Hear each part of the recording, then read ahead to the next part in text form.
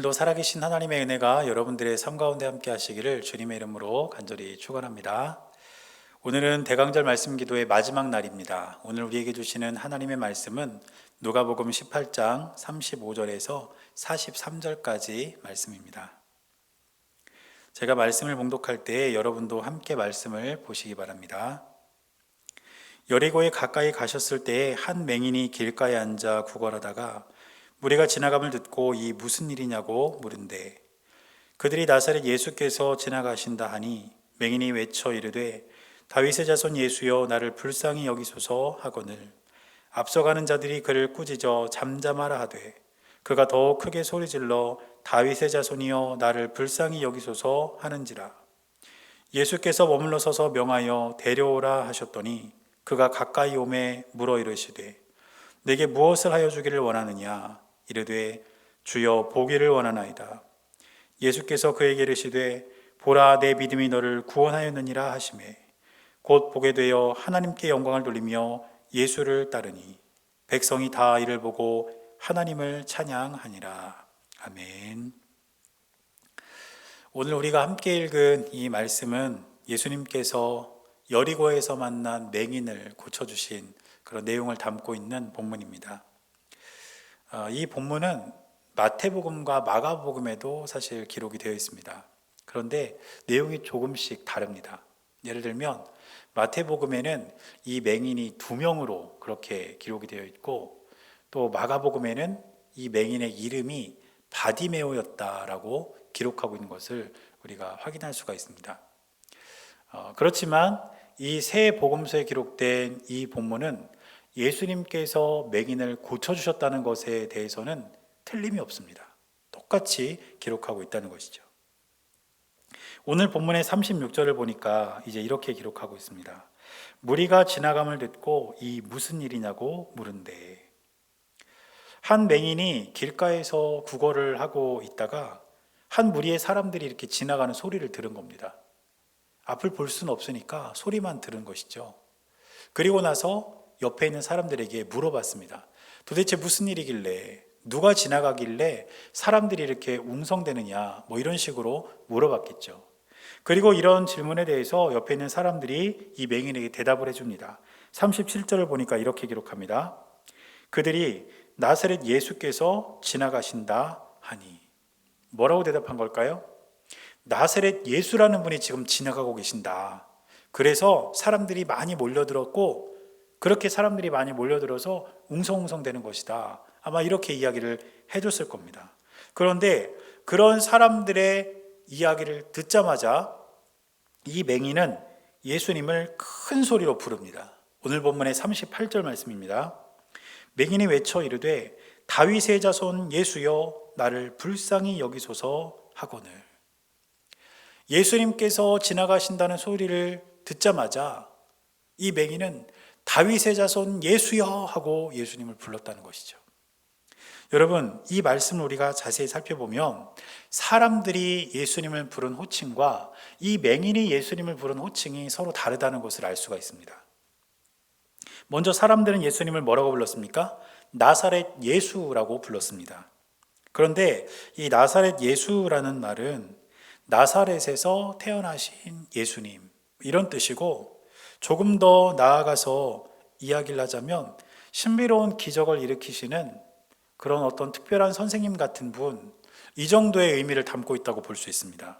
그리고 이것이 그 사람들이 이해하고 있었던 예수님이었습니다. 그런데 이 맹인은 예수님을 나사렛 예수여라고 부른 것이 아니고 다윗의 자손 예수여라고 불렀습니다. 이 다윗의 자손이라는 표현을 제가 며칠 전에 두로에서 예수님을 만났던 가나안 여인에 대한 말씀을 전하면서 여러분들에게 한번 설명드린 적이 있습니다. 이 다윗의 자손이란 말은 바로 메시아를 가리키는 칭호였습니다. 다시 말해서 이 맹인은 지금 예수님을 메시아로 이해하고 있고 그렇기 때문에 예수님을 다윗의 자손이라고 부른 것입니다. 사랑하는 여러분, 저와 여러분은 예수님을 과연 어떻게 이해하고 있습니까? 우리에게 있어서 예수님이 나사렛 예수이십니까? 아니면 다윗의 자손 예수이십니까?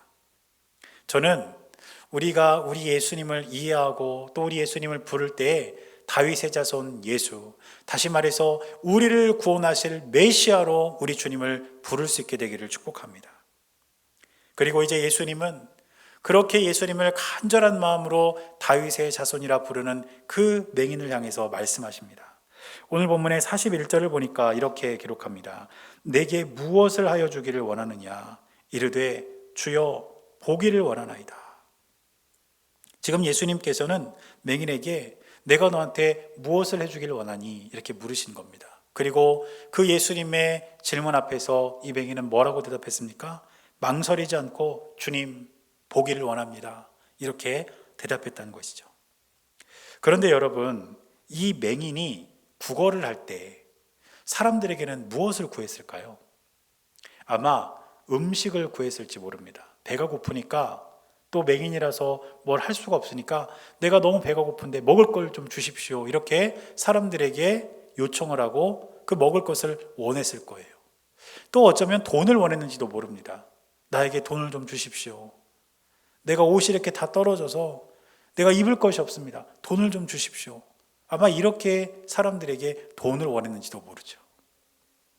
그런데 지금 이 맹인이 예수님께 구한 것은 무엇입니까? 이 맹인이 예수님에 대해서 생각하기를 다른 사람들과 똑같은 사람이라고 생각했다면 예수님께 대해서도 먹을 것을 구했을 것이고 돈을 구했을 것이고 옷을 구했을 겁니다. 그러나 이 맹인은 예수님이 누구인지를 분명히 알았기 때문에 예수님께 구한 것은 무엇이었습니까? 사람이 줄 수 없는 것을 구했습니다. 그것이 뭘까요? 보기를 원한다는 것이죠. 내가 앞을 보고 싶다는 것입니다. 그것을 예수님께 구했고 그것을 얻었습니다. 사랑하는 여러분, 예수님은 사람이 줄 수 없는 것을 주시는 분입니다.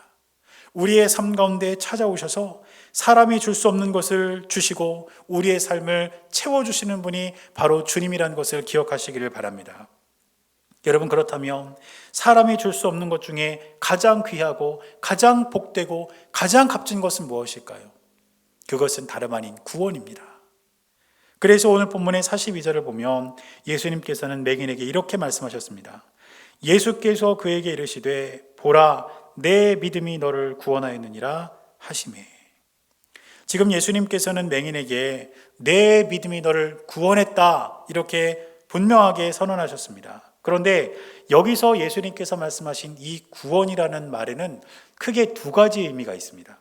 첫째 의미는 무엇이냐면 오늘 본문에서 맹인이 눈을 뜬 것과 같이 삶에서의 문제가 해결되는 것이 바로 구원입니다. 더 정확히 말하면 삶에서의 구원이라고 할 수 있습니다. 그래서 이 구원이라는 말은 큰 의미에서 보면 어떤 문제로부터 해결받다 이런 의미를 갖습니다. 그래서 굶주림 가운데 있는 백성들이 우리를 구원해 주십시오 이렇게 기도한다면 그것은 무슨 뜻일까요? 그것은 배고픔의 문제로부터 해결해 달라는 뜻입니다.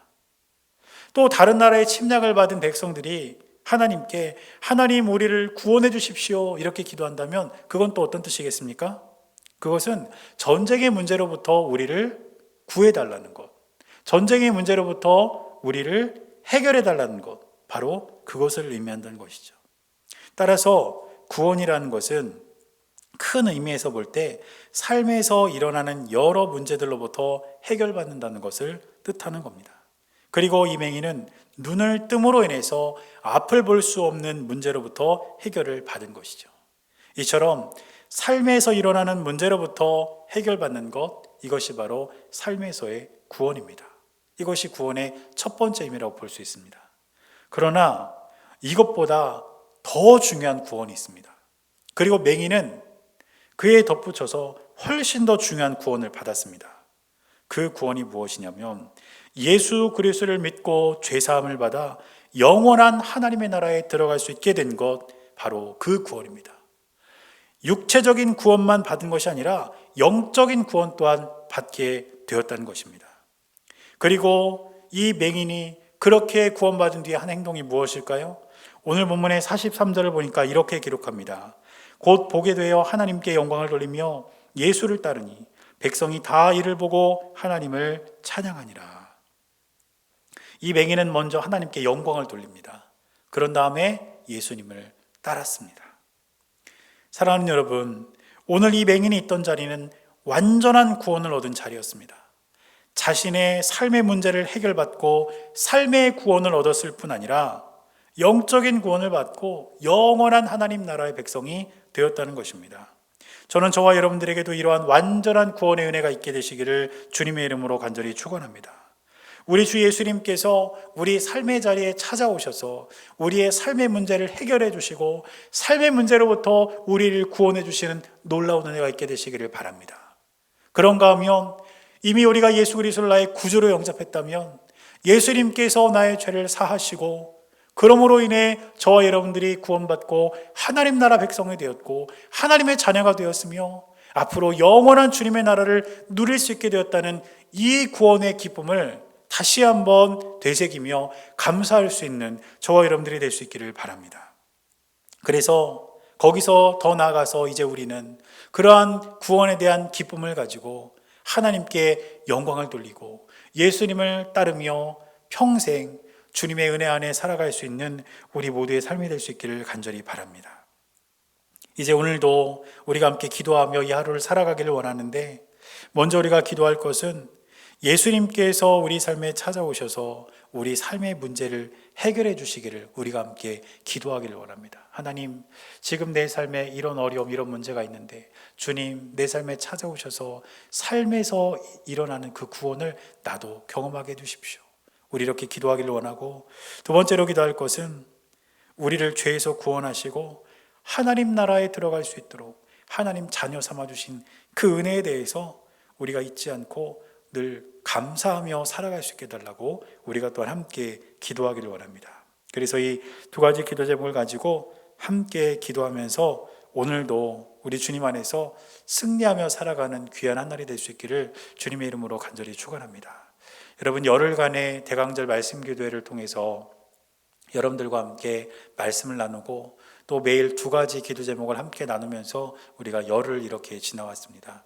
제가 바라고 기도하는 것은 여러분들이 말씀 속에서 발견하신 예수님, 그 예수님이 있다면 꼭 여러분들의 마음속에 간직하고 살아가시기를 원하고, 또 여러분들이 열흘 동안 주님 앞에서 간절히 기도하면서 하루하루를 살아내셨던 것처럼 앞으로도 주님 앞에서 늘 기도하고 간구하면서 여러분들의 삶을 살아가며 승리의 삶을 누리시게 되기를 주님의 이름으로 간절히 축원합니다. 오늘도 이제 우리가 함께 기도하면서 오늘 하루를 살아갈 수 있게 되기를 바랍니다. 다 함께 기도하시겠습니다.